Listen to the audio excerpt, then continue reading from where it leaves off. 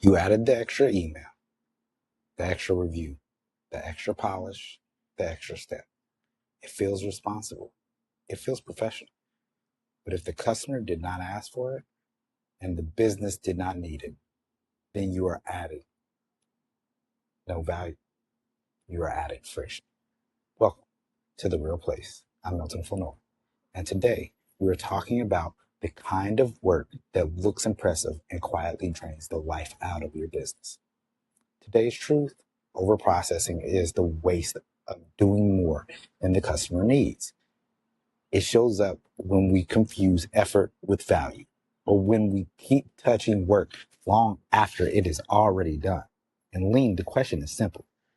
Did this step change the outcome for the customer? Or did it only satisfy our habit of doing more or seeking perfection? That question will save you hours. I once watched a service provider spend an extra 20 minutes formatting a deliverable that the client only needed for internal use. It was beautiful, but it was not useful. The client did not care about the border color or the perfect alignment. They cared that it solved the problem. That is the trap. When you keep adding polish to cover uncertainty, you are only adding the unnecessary things and hiding the weakness. The better move is to define what done actually means.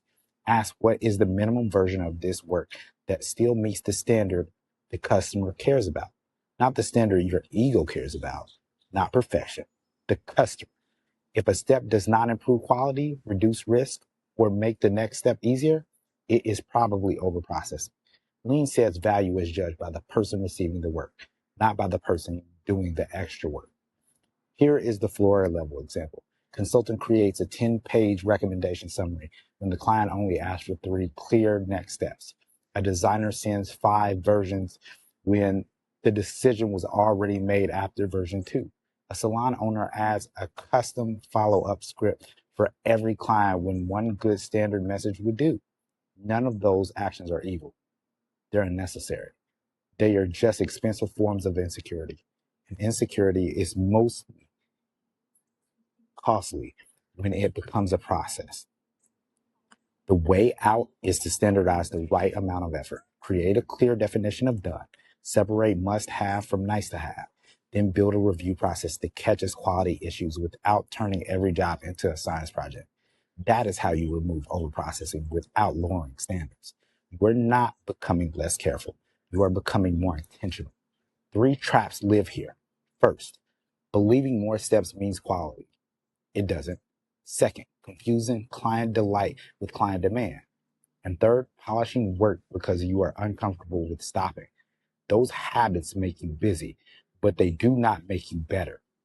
They make the process heavier than it needs to be. Your challenge, look at one deliverable you create regularly and cut one unnecessary step from it this week. Not 3, 1. Then watch changes. I'm Milton Flanoy.